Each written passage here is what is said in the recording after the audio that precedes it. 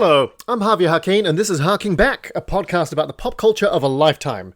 Whose life? Mine. I'm going back through every year I've been alive and finding out what was going on in that year. This week we are looking at 1995. We are halfway through the 90s. How did we get here?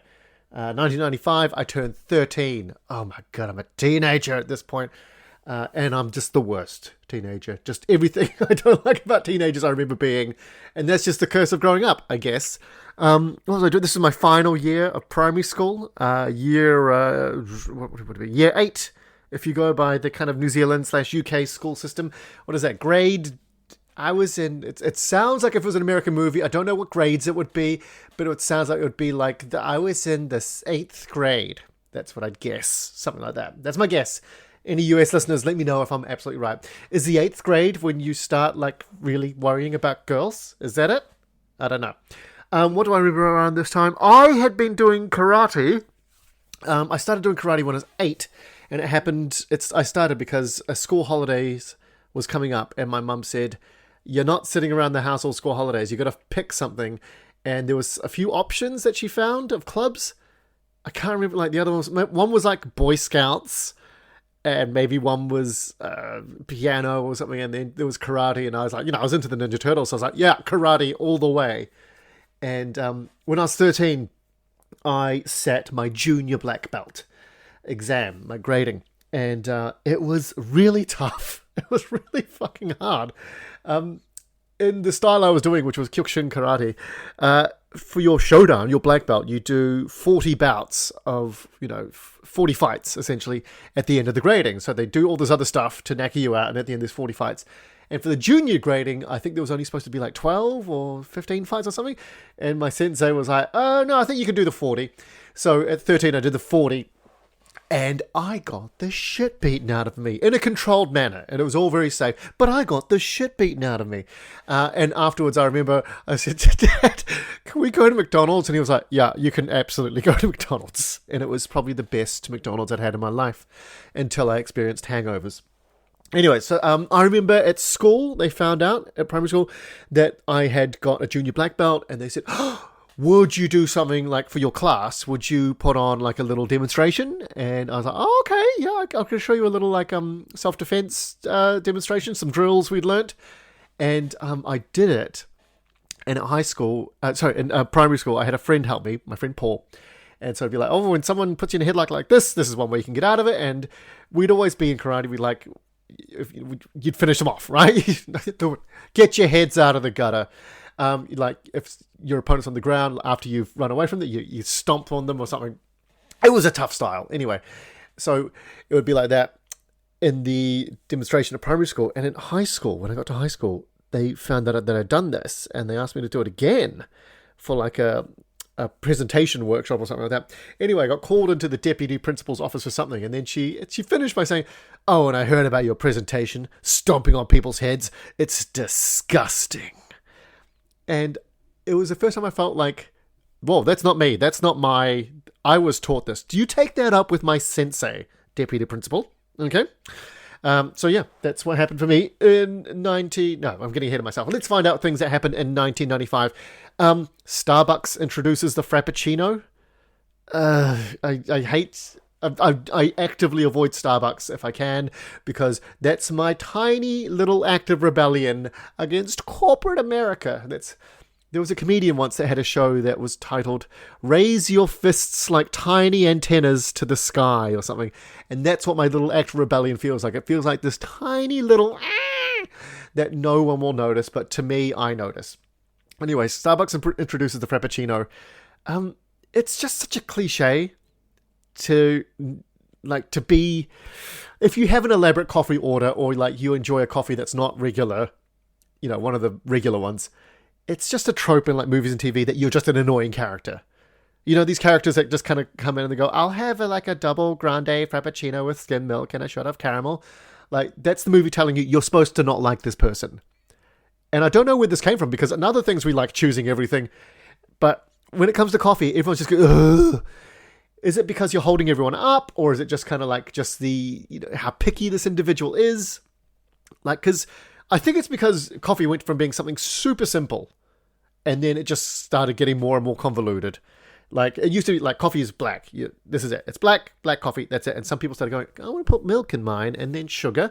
And then for ages, you just had black or white with or without sugar. And then suddenly I remember when cappuccinos came out. Well, they'd always been there, but when they started making it to the mainstream, I was like, oh, hello. This is a fancy coffee. And then there was a latte, which is a little bit different. And I was like, okay, what's going on here? And then the macchiato came out. And I was like, okay, this shit needs to stop. All right, now we're getting a bit ridiculous. This macchiato. We want to find out, what's a macchiato? Oh, it's like a coffee, but with a bit of chocolate. Just say you like hot chocolates, but you still want to look like an adult. All right, just do it. How do you take your coffee? Personally, I take it black. I've always just liked it black. It's really weird. In New Zealand and Australia, it's not till you move out of New Zealand or Australia that you realize that we are coffee snobs. Australians and New Zealanders, we are really coffee snobs because you come over here to the UK or other countries and you ask for like a long black, which is a espresso shot topped up with a bit of hot water, but not all the way like they do in these high street coffee shops. Like you order a medium. I ordered a medium coffee from Cafe Nero. Yeah, look at me, not going to Starbucks, but going to this other place. I'm a fucking hypocrite. Anyway, it was a medium. It was the biggest coffee. I could barely lift it. It was huge. It was like, if you were going into the desert and you needed coffee, this is what you take with you. And that was a medium. Like, so a long black is a little espresso shot. And then like, I don't know, maybe like a third of a cup more hot water. And it's perfect. It's strong. It's beautiful. And that's just how I like it. And to me, coffee is functional. I don't drink coffee to really enjoy it. Like I enjoy it in the morning, but I don't want it any other part of the day, really. Any other part of the day, I want to drink. You know? These people that go, I had 7 cups of coffee. I'm like, do another drug. They've shown how coffee is so bad if you just keep injecting this shit or devouring this stuff into your body. I swear to God, some illegal drugs would probably be better for you than just chugging back coffee all the time. Anyway, Frappuccinos are introduced in 95. What else in 95? Oh, a little something you might have remembered called the O.J. Simpson trial. I know this is a pop culture trial, but like this was just everywhere. You could not escape the O.J. This was the biggest trial that had ever been. It had the most coverage out of any trial in my lifetime, for sure. And I've been watching the BBC, not the BBC, the TV series they did out of it, where they had Cuba Gooding Jr. play OJ, and like David Schwimmer was the Kardashian dude. And you watch it back, and like maybe it's through the editing or anything, but you look at it and you go, how did you fuck this up? How did he get off? How did he get away with this? He clearly murdered them. And even remember years later, he brought out a book that was like, I didn't murder them, but if I did murder them, this is how I do it. What an absolute fuck you to the whole process and system. Oh, OJ, you slimy shit. Remember the whole Bronco chase and the high-speed chase and I remember I was too young to really understand all of it.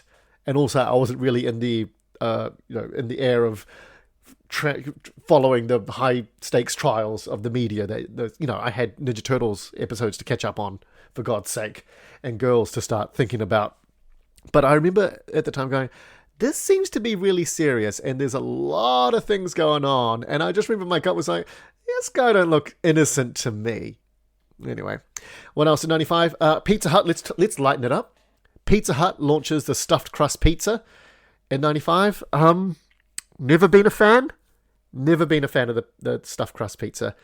I think that if your pizza needs to be saved by the crust, your pizza's shit. All right? And honestly, I think this is where Pizza Hut jumped the shark. Pizza Hut used to have it all. Like, you go in for the all-you-can-eat lunches. People would go to Pizza Hut for a sit-down family meal. This was considered like, yes, this is a nice thing to do. I loved it. Kids loved it. I remember going for kids' parties and sometimes with the family. It was great. And then around this time, Pizza Hut went on a decline. Competitors came up. Their quality started going down. They started going for Hail Mary strategies like stuffing the crust. Imagine being in that pitch meeting. Okay, guys, come on. Let's. What are we doing? Are we going to get better quality ingredients? Are we going to change the way we cook? Are we going to, go for super thin slice? And so I went, what if we just infused cheese into the crust? And everyone went, all right, meeting's over. We're going with this fucking brilliant idea. I know, because it seemed innocent. That's how they get you. Hey, we're just putting a bit of cheese in the crust. Hey, there's already cheese on the pizza. Do you want a bit more cheese? We've got a bit more cheese left over. What if some of that was in the crust? I bet you'd like that. Yeah, wouldn't you? But this is a clear case of like cheese being the gateway drug, because what it led to is just batshit. You know, this was really where, like, I wish I could go back and there would be a clear case of where does this end? Because, you know, we got cheese stuffed pizza, and then there was sausage or hot dog stuffed pizza. There's been cheeseburger stuffed crust pizza, chicken fillet, and now they've gone full circle with the snake eating its own tail with pizza stuffed pizza crust pizza. There's pizza inside the crust of the pizza. It's like fractal pizza, but in the worst way. It's ugh. Over one time, my wife and Annie and I have never been fans of stuffed crust. And one time we ordered a pizza, and I think their promotional deal was for like a stuffed crust pizza of some sort. And just by default, we didn't check. We ordered a stuffed crust pizza by accident, and it was one of those nights where we were a little bit hungover, and when the pizza arrives, you just, you know, when you're really desperate, you're like shaking as you're getting the box. You go, "Thank you very much" for the driver, and you like race down the hallway to chuck it on the table, and your partner's like, "Come on, open it, give me the hit." She opened the lid, and she like screamed, like horror movie screamed, like for about a millisecond. Then she composed herself, but it was a very involuntary scream. And I was like, "What?" And what had happened? The crust of the pizza was a hot dog crust sausage pizza, but the sausages were all sticking out of the crust, and they were like little thin sausages. They looked like little baby fingers, like kind of emerging out of the crust, like someone had baked hands, like all these human hands into the pizza. It was the most unappealing pizza you've ever seen. Like, barring like a human face in the middle of your pizza, like this was one of the worst pizzas I've ever seen, I think. By the way, me saying barring a human face in the middle of your pizza makes it sound like I've seen that. I've not seen that. Only through ingredients and toppings. Yeah. I mean, all these things that they put into the stuffed crust, like cheese, hot dogs, cheeseburger, I like those things. I like those, but not all fused together in some Frankenstein abomination.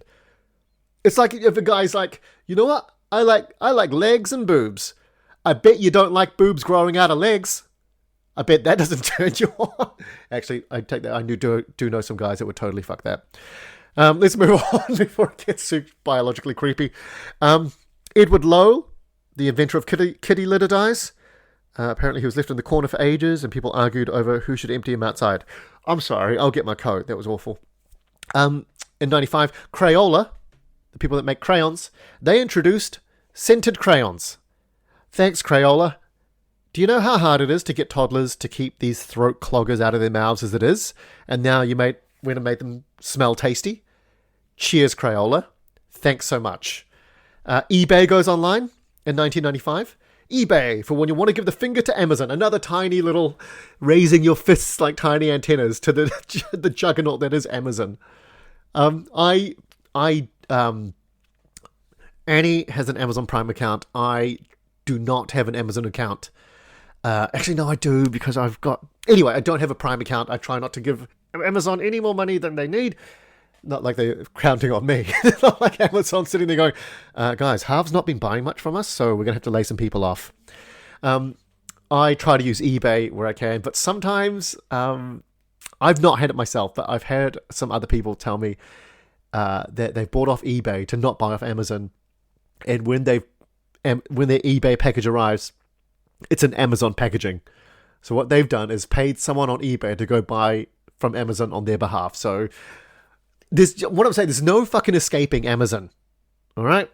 Pretty soon, you're just going to be sitting on your toilet, and you're going to run out of toilet paper, and there's going to be somewhere on the app going, "Get me toilet paper now," and a guy in a moped is going to come crashing through your bathroom window with toilet paper, and you'll tip him because they get fuck all pay.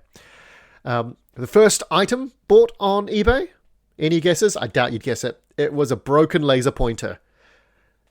eBay, start as you mean to go on. Give me that second-hand broken product. In 95, very exciting, Windows 95 is released. Windows 95, and it's the first time I'd ever seen people camp outside for an operating system. Not a concert, not a sporting event, not a video game release, but for an operating system. Like, people were so happy. They did the news features and stories of people coming out of the store waving the box of Windows 95. Someone had bought 2 copies, buy one, keep one under your bed. And they were just like, "Yes, Windows 95. And I think we got it because Dad was working on IT, so they were like, okay, everyone, you can get, I think they got Windows 95 at a heavily discounted price for free. Anyway, we got it quickly, and oh my God, I was insufferable amongst my friends. Go like, what? You still rocking 3.1? You fucking loser. I'm such a dick. I told you I was the worst type of teenager. I really was. Like, I had a comfortable life. I'd had zero trauma, and I had Windows 95 before anyone else on my block. I was the worst. Like, do you remember Windows 95? It came out, you installed it, like, oh my God, we're launching into space now. And it had things like, behold, the start button in the corner of the screen. You ain't seen that before. Look at that. That's really handy. You're going to be using that forever. Hey, we got new games on here, new card games for Windows 95. Hey, if you loved Solitaire and never learned how to play Free Cell, you'll love Hearts. Anyone else play Hearts? I never did. Never had to go past Solitaire. Solitaire was it. I mean, if you ain't playing Solitaire, you got better shit to do. Free Cell, Hearts, pale in comparison to Solitaire. Any Hearts or Free Cell fans, come at me. Change my mind. Windows 95 came with an updated version of Microsoft Paint, which was still shit. I swear, like, have you ever tried to use Paint? Honestly, everyone who, 95%, hey, Windows 95% of people that have ever opened up Microsoft Paint, they have just doodled some shapes terribly, and then used the fill color button and you keep doing that. Oh my God, I remember doing this. You'd be so bored. In the days before smartphones, you'd open Microsoft Paint and draw lines along that went from edge to edge of the screen, so that every part of the screen was segmented and it had its own little, like a giant kind of straight line map of can you imagine, like a world all compacted together. And then you would just do fill color button, and you'd like put in some reds and some teals and some blues, and you'd make a little bit of abstract art, and then you'd finish. It would take you about 10 minutes, and you'd finish, and you'd look at it for about a minute, and then you'd wipe it and start again. That's the extent of my artistic endeavors. That's it. Honestly, it's just using a mouse to do that was just so alien. It still is. I don't know anyone that prefers a mouse when it comes to like doing an electronic signature or any sort of art, like drawing on a computer. The person who invented the stylus, I bet, had to use Microsoft Paint regularly for their job and just one day snapped and said, fuck this, I am making a pen that you can use on a computer. And thank you. You went through that pain, so a lot of us only momentarily have to go through that pain. And TV, things like, I actually looked at not a huge amount of TV that resonates with me, at least, came out, like debuted in 95. Even the ones, like Hercules and Xena Warrior Princess. God, yes, I am not editing these. Every time I fuck up, I am not editing it. I don't have time. Hercules and Xena Warrior Princess come out in 95, both of them. I think Hercules comes out first, and it's a huge success, and they very quickly jump on the bandwagon and go, get me another one exactly like this. They teamed up, didn't they? Oh my God, there is a hilarious clip of Kevin Sorbo, the guy that plays Hercules in the TV series. He's delivering a line, and clearly in the script, it's the stage direction is like the line is to be said disappointed. You know, like Hercules will say, oh, we can't go there, you know, and it says disappointed as how you deliver the line. But he delivers it in a way where he's just read the stage direction as his actual line. So he actually just screams out, disappointed. And I wish if the rest of Hercules was like that, I would watch it. I would go back and watch it from the start. If Hercules just shouted his mental state at the start of every line, I would watch the shit out of that. Just like disbelieving, angry, hungry, horny, disappointed. I'm going to do a reboot of Hercules, but it's called No Filter Hercules, and he's incredibly strong and can't communicate properly. I want to do that. Xena Warrior Princess was really big in New Zealand because Lucy Lawless was from New Zealand. I'd never heard of her before, but that's the way it goes with New Zealand celebrities a lot of the time. And she was famous for doing that Xena Warrior Princess battle cry, which I will not try to do. But you know what? hats off to her. It's a ridiculous battle cry, but she gave it 100. She never half-assed it. You know, it's one of those ones where you have to give it. You either have to go 110 or it sounds even worse. You can't go, yeah. You can't do that. So every time she was working it. She was earning her pennies. Good on you, Lucy Lawless. A TV show, a little bit left field here. A Japanese anime comes out in 95 called Neon Genesis Evangelion. This was the first anime I ever watched. It's about giant robots, is what it is. But so much more. I watched this when I went flatting with my friend Gareth, who introduced me to it. So even though it came out in 95, I didn't watch it until like about 2002. And we watched it, and we really, really liked it. And it was like engaging. There was a mystery behind it, and it was all about this boy's journey through his own. A lot of the characters had mental struggles and past traumas that they had to deal with, as well as climbing into these giant robot things. And I think I just liked it. And I rewatched it this year, and I found it so. The ending I found so incredibly frustrating because I was like, where are all the answers to all the shit you set up? They kind of, the last episode, if you've seen it, the last episode is all just happens inside one character's head, and it's just his existential crisis. And some people are like, oh my God, this is so groundbreaking. I'm like, no, that is bullshit. You can't set up all this other stuff. It would be like as if you were watching Star Wars and then Return of the Jedi all just happened inside Luke's head. And you're like, well, what? No, you got to tell us what happened. Anyway, I rewatched it and I found it highly frustrating. Yeah, it's a niche anime. Let me know if you've seen it. Let's move on. Songs. Let's do songs. Things that come out in 95. Things like Shaggy's Boombastic. Remember that? Boombastic, Mr. Lava. Oh, that was off of like a Levi's jeans ad. And then the song came out and I was like, oh, God damn it. The ads make me love this song. Boombastic by Shaggy was my first single. Singles were maybe the worst thing to happen to the environment because it was a whole cassette that could hold up to like, what, an hour of music? I can't remember what they actually held. But they'd use it to give you like 2 songs. And it was still the same size, still the same amount of plastic and everything. And, you know, they cost like about $4 or something, or $8. Yeah, that was my first single, and I went home and played it. And on the back, it had a B-side. I was like, oh, what's this? A remix? And I listened to it, and I was like, I don't like remixes. No.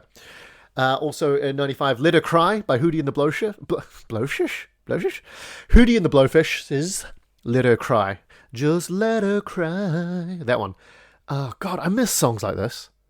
I really do. In this age where like the songs are like, pumped out and manufactured by Suits, this song, like, it tells a story. Like, there's indecision from both parts. Like, there's an admission of flaws in this song, you know? I just went down on my couch and cried, didn't know what to do, all that sort of stuff. And you can feel the pain in his voice when he sings it. And, like, that's just so lacking in so many songs today. I don't even like the song that much. It's not overly catchy to me. I just do love hearing him sing it because it sounds like someone actually giving their all into a goddamn song. And I miss it.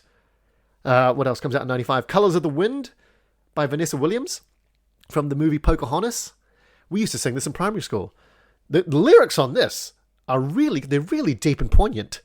And even as a primary school kid, I was like, oh, these are pretty good lyrics. These are deep, man. And then I saw that the movie didn't do that well. And I was like, oh, I don't know if I want to sing this song anymore because I was a child of the 80s. Yeah, I was the worst. Back for Good by Take That comes out in 95.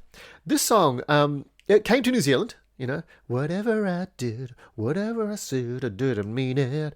I just want you back for good. That one, it was catchy. It did well in New Zealand. Like, I don't think it made it to number 1. Like, I remember hearing it. And then I came to the UK and I found out that Take That was monumentally huge. Like, they were the boy band. Like, they were the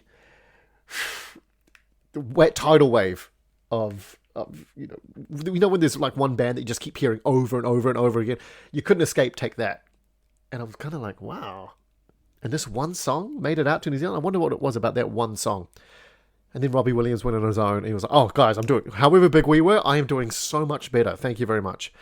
Also 95, Hold Me, Thrill Me, Kiss Me, Kill Me by U2 comes out from the Batman Forever soundtrack. I like this one from U2 because I don't mind U2 songs. Some of them I really like. I think I liked them when I was younger. These days, I just kind of, you imagine Bono singing them and it kind of takes a bit of the shine off them, you know? If you've seen Book of Mormon, there's a song in there that really lambasts U2, where it's all the missionaries, they start singing, I am Africa, I am Africa. And one of them goes, just like Bono, I am Africa. And that's the problem with Bono. Like, he just had too much of a bit of a savior complex. Like, you know what, I'm an angel in sunglasses and I can do this. But U2 is great. This song, getting back to this song, Hold Me, Thrill Me, Kiss Me, Kill Me, it just sounds really different to other U2 songs. I mean, you can still hear Bono tonguing the microphone, but at least it's got its own sound. Cotton Eye Joe comes out in 95. I'm not going to lie, I know this song drives a lot of people nuts and they want to throw their stereos out the window. Listen to me, stereos. At the time, they want to throw your phone across the room. I find this a little bit of a guilty pleasure song. I really do. There's something about it. I love the beat. I love the country techno mix in it. I love the guy singing it. It's a knee slapper.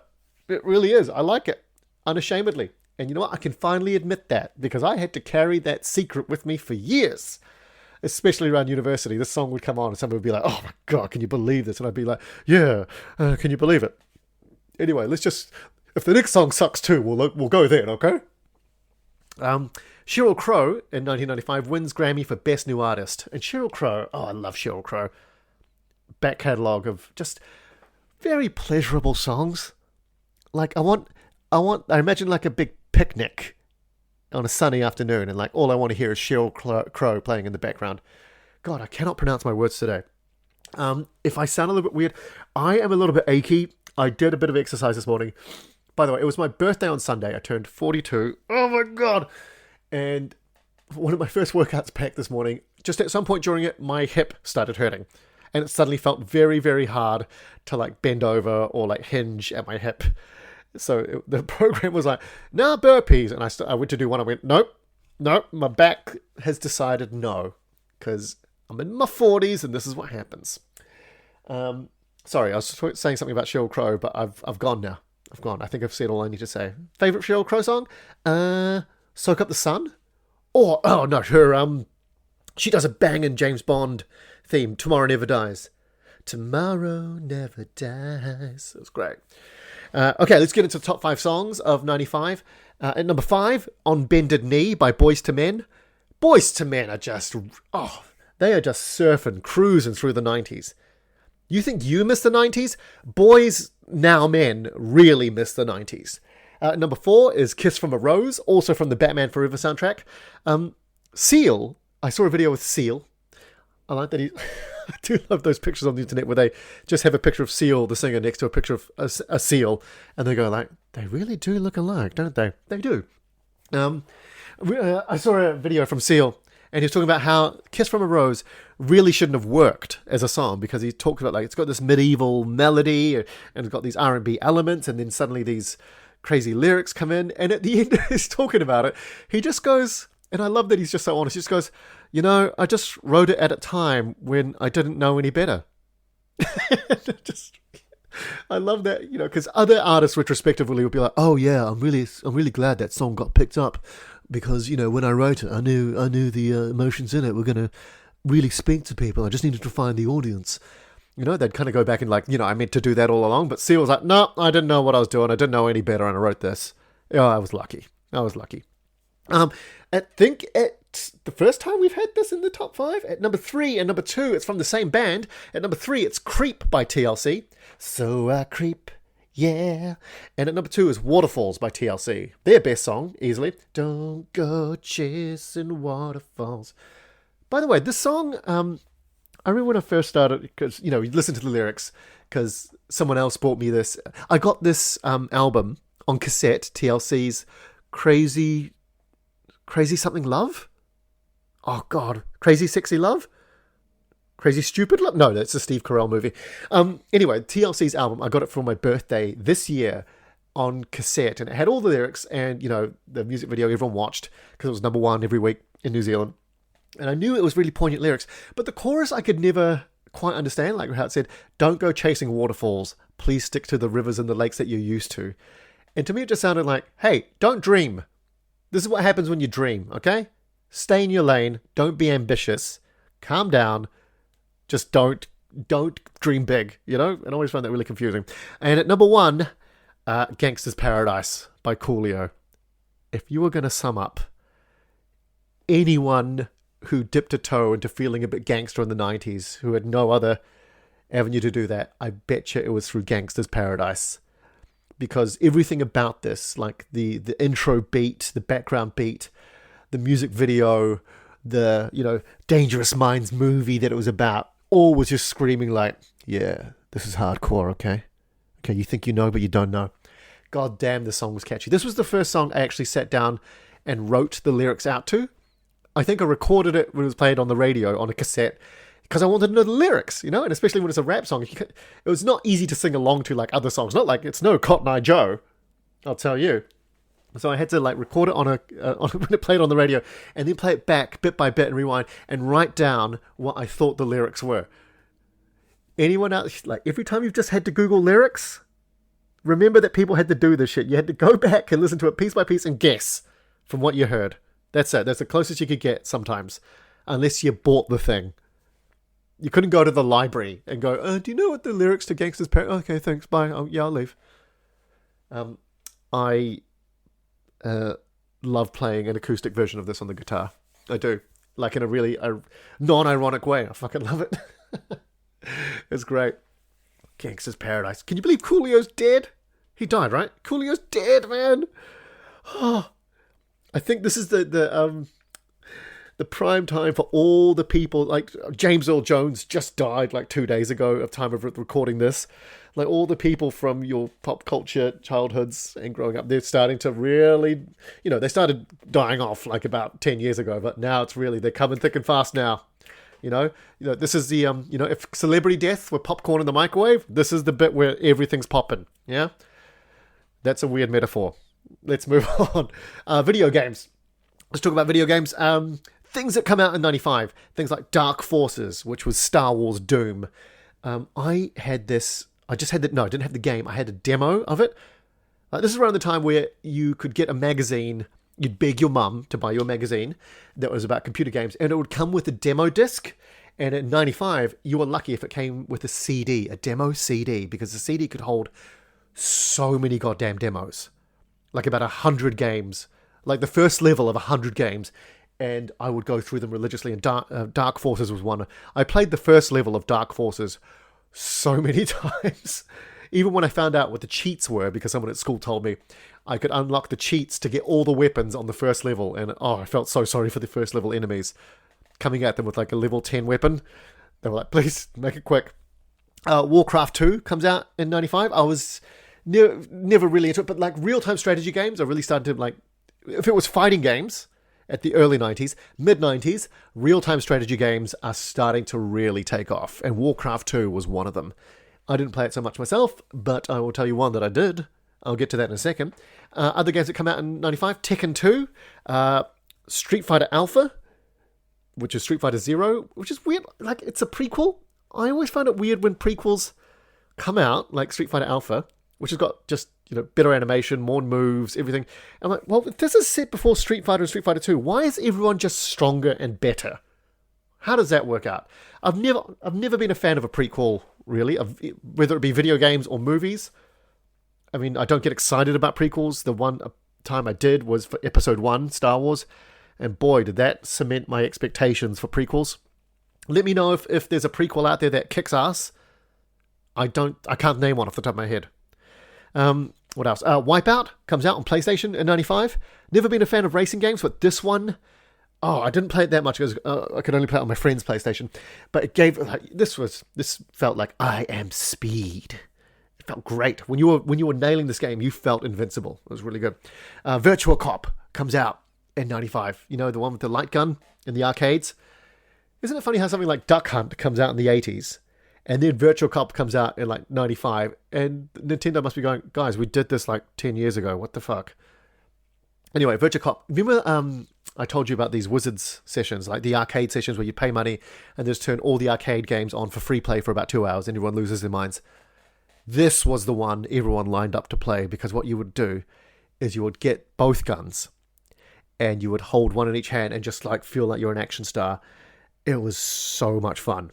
And then I remember I got this on PC and it was the biggest downgrade in history, because you went from wielding 2 guns, on massive screens in front of you in an arcade, to using your mouse with a cursor to point and click to shoot the bad guys. It was the Microsoft Paint of shooting games on a PC. It was awful. But best game that comes out in 95, according to me, Command and Conquer. Holy shit. I obsessed over this game. This is the game that I would sneak in the middle of the night to play. Early morning, I would get up and turn the computer on and close the door just so I could play this game. I would lie that I was doing my homework so I could play this game, Command and Conquer. There was just something about it. The graphics were huge at the time, and it felt so sleek and sick and sexy. It was a gorgeous game to play. And memories. My friend James also had it, and we just talk about it over and over and over again. So good. Amazing. Sorry, what I've done there is not told you much about the game, but just kind of given my reaction to the game, which is not exciting for anyone. But thank you for just bearing with me and just letting me just have a little moment of nostalgia and love there. All right, top 5 games. By the way, last week I didn't do a top 5 of video games because, again, they are elusive to find, these top 5s of video games. Even 95, I thought we would be well past the early days of trying to collect this data, but apparently not. Apparently not. I strive to keep finding the top 5. This one is according to Wikipedia. Top 5 home-selling video games in 95. At number 5, Donkey Kong Country 2, Diddy Kong's Quest. Never played it. Excuse me. At number 2, I know, did I switch from 5 to 2? Yes. Why? Because it's a 3-way tie at number 2. Between Chrono Trigger, Super Mario World 2, and Mortal Kombat 3. I love the first 2 Mortal Kombats. Mortal Kombat 3 was where I started to go... They just keep pumping out these Mortal Kombat games. I find fighting games in general, how do they survive in this day and age? I don't know anyone that's really still into them. I don't know. Street Fighter 6 just came out and everyone seems to enjoy that, but is that just marketing people making hype or actual players? I don't know. I know there's view accounts I could look at. I don't know how to do it, and I'm not going to. Anyway, I'm just trying to tell you that Mortal Kombat 3 was when I started to depart out of the series. And at number 1, Dragon Quest 6, Mabaroshi no Daichi. Clearly an American game. Let's move on to movies. Oh, man. I could talk all day about the movies that came out in 95, because, my God, there is a plethora of gold. We have struck gold, my friends. Let's start off talking about GoldenEye. Comes out in 95, one of the most anticipated Bonds and one of the best Bonds. I would argue it's maybe the best James Bond. I know true fans are supposed to say, no, it was a Sean Connery Bond and it was Goldfinger. I'm like, yeah, it was. But in the 60s, totally. In 95, this was the best a Bond movie could be in its era, I think. It was a new Bond. There'd been a massive hiatus since Timothy Dalton had gone. It was 4 years without Bonds and stuff. Anyway, Pierce Brosnan comes in and they fucking nail it. I mean, how sexy is this plot where it's 007 versus 006? We've never seen another 00. There was one a little bit in Octopussy, but to have one as a featured villain, amazing. Amazing. You got Famke Jensen as what's her name? On a top. Love it. The sexual innuendo names are back. Boris, I am invincible, comes out. Bond drives a tank through St. Petersburg. It's got everything you love. It's amazing. It's so good. Tina Turner does the theme tune for it. Not my favourite Bond theme tune, but still, absolutely on point. Golden night, a man. The Bond car is there. Oh, actually, this is the one thing. He doesn't really have... They give him a Bond car, which is a BMW. Doesn't really use it. That'd be my only gripe. But I am nitpicking here. I'm nitpicking. It's one of the best Bonds. If you've never seen a James Bond movie, watch this one, and you don't really need to watch the rest. I mean, anyway, let's not make this a James Bond podcast. Okay, what else comes out in 95? Movies like Jumanji, the original with Robin Williams. Seven comes out. What's in the box? What's in the box? Die Hard with a Vengeance? What a movie. This is great. I mean, what a... First one's amazing. Second one... Third one comes back with a vengeance. And the pairing of Bruce Willis and Samuel L. Jackson, the chemistry that between them is so good. Jeremy Irons as a villain. I mean, he's riding high on being a villain after being Scar in the previous year, and now Simon in this one. Simon Says. What this movie did was ruin that riddle for everyone. You know, that as I was going to St. Ives, I met a man with 7 wives. Each wife had 7 sacks. Each sack had 7 cats. Each cat had 7 kits. Kits, cats, sacks, wives. How many were going to St. Ives? You know, we find out the answer is 1.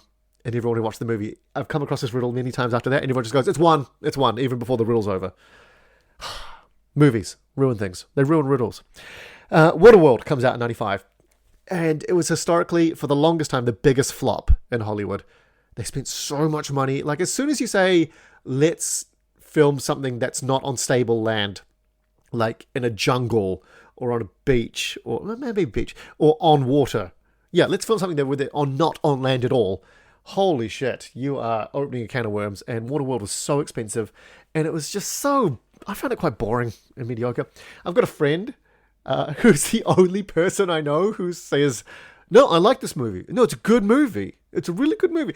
And bless you, Nick. I think what happened is you said it once in an argument, and now you've painted yourself into a corner, and you've got to just keep fighting for Waterworld.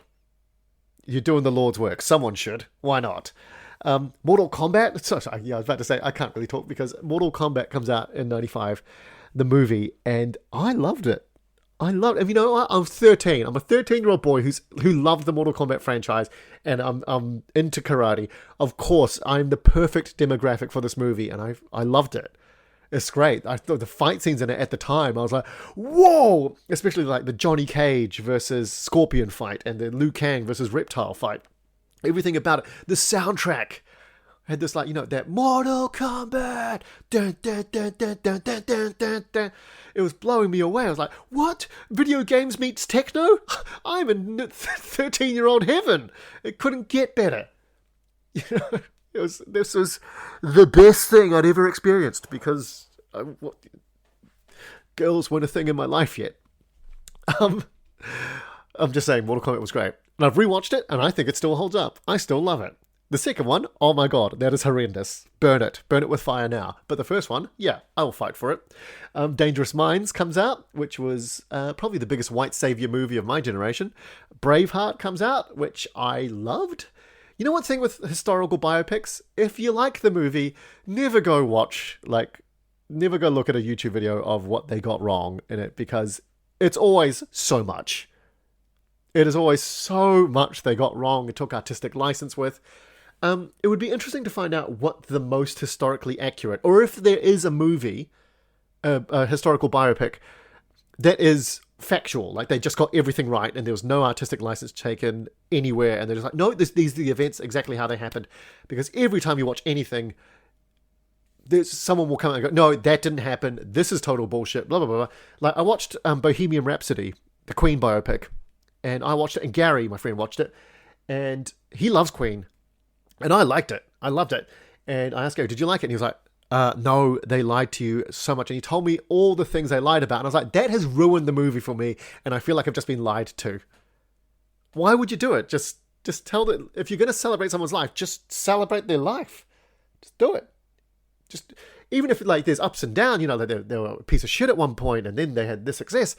Just give us to it. Give us it warts and all. Talking about biopics, I recently watched The Iron Claw. Oh my god, was not expecting that level of tragedy. Anyway, what else comes out? Casino comes out in 95. Wow. The spoiler alert, if you've not seen Casino, there is a horrendous scene at the end where someone gets beaten to death and then buried alive. That scene still traumatizes me. Sometimes I lie awake in bed at night still thinking about it and how horrifically horrendous it is. Did I just say horrifically horrendous? Yes, I did. That's how much it's traumatized me. And you know, it's Joe Pesci. And Joe Pesci was the guy, is the scariest guy out of Scorsese films, and it's him. If I've ruined it for you, It came out in 95. You've had almost 30 years to watch it. Get off my back. Heat comes out in 95. Oh, so good. First time we see Pacino and De Niro come together in the coffee shop scene. I mean, it's a little slow-paced these days, but it's perfectly, for what it is a perfect movie. Bad Boys comes out in 95, which was just my favorite genre at the time, action comedy. Clueless comes out, and it's my favorite genre, which is Alicia Silverstone in 95. Judge Dredd comes out. Judge Dredd, with the Sylvester Stallone one, really divides people. Obviously, the Carl Urban Dredd one from 2012 is the best Dredd movie, but this one, I just liked that Armand Asante was the villain in this one. And his delivery, again, was 110%. He's like Lucy Lawless. Like, there's a line where Sylvester Stallone says to him, like, something about the law, and Armand Asante just comes back with this really mocking, like, law. And his eyes look like they're about to pop out of his head. So good. Like, he knew he was a villain in a comic book movie, but he was like, this is my Shakespeare's swan song. Mighty Morphin Power Rangers, the movie comes out. Again, you can tell the TV show has done incredibly well. And they go, you could have a movie. And they go, thank you so much. Once Were Warriors comes out in 95. Once Were Warriors is New Zealand's most famous movie. Actually, way before Lord of the Rings. Sorry. It was the New Zealand movie. And it's the movie that every New Zealander saw. And, you know, when you thought about New Zealand cinema, you would think about Once Were Warriors. And it was a very, very good movie. It is about domestic violence, and it is such a hard watch, but you must watch it if you are a New Zealander, or if you're interested in good movies anyway. It's so hard to watch, but god damn it. Like, Australia, like the movie that encapsulates, their national movie for the longest time, and maybe still is The Castle, which is such a good movie. It's about a man who gets offered a lot of money by a corporation to sell his house because they want to extend an airport or something. And he goes, no, my home is my castle. And it's about the family and the relationships and this guy trying to protect his home and his family. And it's incredibly funny and nuanced. And you can watch it over and over again. I love it. I wish New Zealand had The Castle and not Once Were Warriors, because Once Were Warriors is like, oh god, just the worst of society is here, and it's very important. But god damn, you do not feel good when you finish watching this movie. But you must watch it. It is social medicine. Top 5 movies in 95. Number 5, Ace Ventura: When Nature Calls. Jim Carrey, still, what a year Jim Carrey, sorry. Move over, Boys to Men. The person who's liking 94 and 95 the most is Jim Carrey. Because in 94 and 95, he does Ace Ventura, Ace Ventura 2, Dumb and Dumber, The Mask, and he is in Batman Forever as the Riddler. Jim Carrey, take a bow. He is everywhere in 94 and 95. At number 4, Pocahontas. This is the decline of Disney, I guess. Like, they've just been going up. They had to come down sometime, right? They had to come down. After Little Mermaid, what was the next? Beauty and the Beast, Aladdin, Lion King. They're just stratospheric. You've got to come down at some point. What goes up must come down, and Pocahontas, unfortunately, was when it starts coming down. I don't know what it was about it. Like, you know what? Like, I didn't even watch it. I've seen clips of it now. I've never sat down and watched start to finish Pocahontas, and it's really unfortunate that it's an American Indian story or Indigenous American story, because I'm really hoping people didn't go, Native people. I don't want to take my kids to that, but I bet you there was an air of that, and that's sad. And that's the 90s. Number 3, Batman Forever. I didn't mind it. I didn't like it as much as Batman and Batman Returns. We had a new Batman. We had Val Kilmer. I didn't mind it, but again, it was for me. I was 13. This is when it starts getting a bit too like neon. Like the Batmobile I hated in this one. Like this kind of like ribbed disco prop thing with wings on it that are just way too big. I loved the introduction of Robin. Oh, I loved Nicole Kidman in this as Dr. Chase Meridian. So good. And I love that Tommy Lee Jones, again, gave it 110% doing Two-Face, but they just gave him the wrong aesthetic. They gave him the wrong everything, but bless him, he just went, I'm rolling with this. This is the costume you're giving me? Fine. We're gonna go all the way this way? Fine. Let's go. Full steam ahead. This was the first time I got really excited about a casting because I remember hearing that Jim Carrey was going to play the Riddler, and I was like, oh my god, that is perfect. That is perfect casting. Number 2, Apollo 13. Oh, Coolio is in Batman Forever as well. He gets a little cameo as like a gang leader. At number 2, Apollo 13. Like the Hanks Express is riding high. Hanks, if Jim Carrey is ruling 94, 95, Hanks is just sitting back and going, "Hey kid, you have your fun. I'm not going anywhere. I'm here. I'm all good. I've done Forrest Gump. I did Apollo 13. I've got Castaway coming up. I'm not going anywhere. Hollywood's gonna love me for decades after this. You go ahead. Go crazy." And at number 1, talking about Tom Hanks, it's Toy Story, where he voices Woody. Oh man, for world's first let me try this again. I'm not editing this. World's first feature-length computer-generated film. I could do it. The throwaway jokes in this are amazing. I've rewatched Toy Story so many times now with my daughter. I realized I hadn't seen it for about 20 years at least. The throwaway jokes and like all the jokes you miss as a kid, they're so good. And all like just the melodrama of like when the melodrama between Buzz and Woody is so funny. Like when they're at the gas station and Buzz is going, "Right now you're delaying me from my mission of saving the galaxy from Zurg, who right now is out there in space." And Woody just yells at him, "You are a toy! You are a child's plaything!" So good. And when he does have that breakdown, he realizes he is a toy. He's like, "I am Mrs. Nesbit. Years of academy training wasted." But my favorite bit in Toy Story, and I think it's my favorite bit in all 4 Toy Stories, soon to be 5 Toy Story movies, is where Woody wakes up on the floor and he doesn't have his cowboy hat. And he goes, "Has anyone seen my cowboy hat?" And a toy shark pops out of a toy chest wearing his hat and goes, "Hey, look, everybody, I'm Woody. Howdy, howdy, howdy." Oh, it's my favorite bit. I don't know why.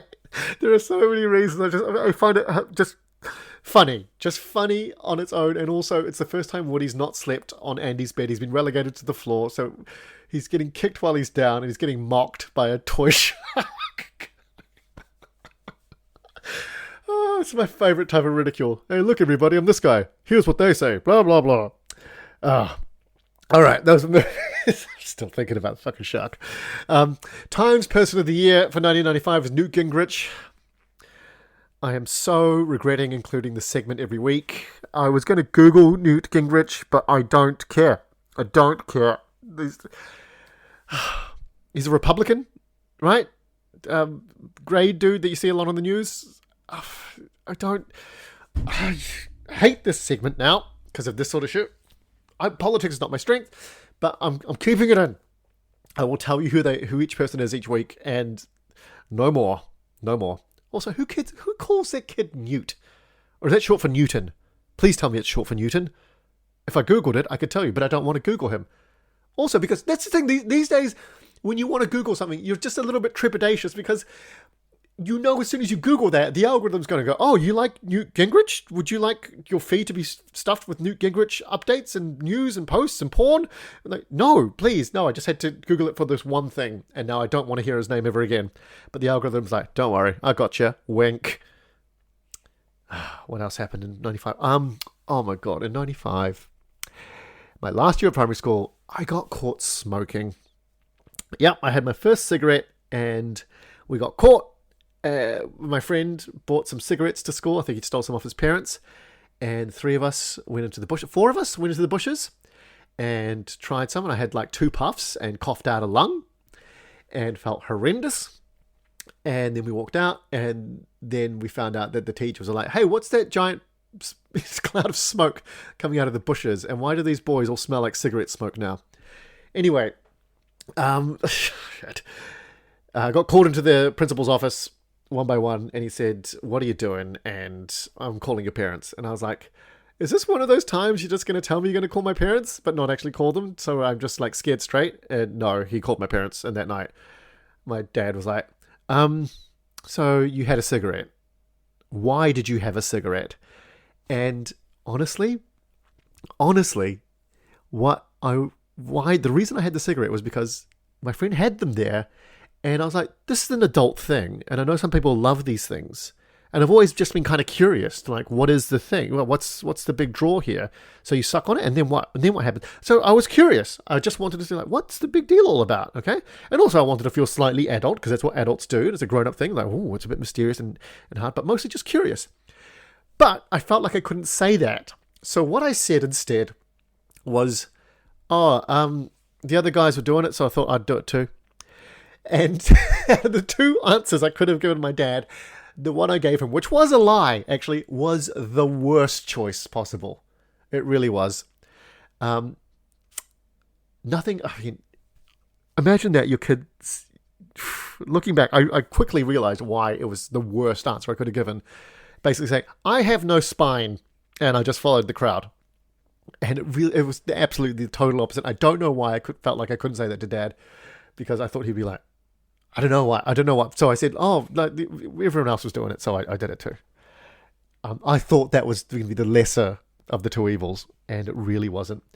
Oh, man. Yeah, I got punished hard for that. I think I was grounded, no TV. One of the things I remember is I had to write out 100 times, or no, not 100, 1,000 times, I am my own person, or something like that, or something to that effect. I had to write it out 1,000 times. Yep. And yeah. Looking back, I'm like, no, mistake. Totally go with the first answer. Go with your gut, people. Go with your gut. Oh my God, look at the time there. Guys, that's the podcast for this week. Thank you so much for listening. My hip is still sore, but this has made me feel good. What else to say? Thank you for listening, sharing. Not had anyone comment much lately, but I see the numbers are there. So wherever you put this on, I'd like to know when you listen to it. Do you listen to it on your commute, or do you just chuck it on while you're pottering about the house? Let me know anything I've missed in these years. Anyway, there's a Discord there. I'll catch you guys next time. Thank you so much. Bye. It's time to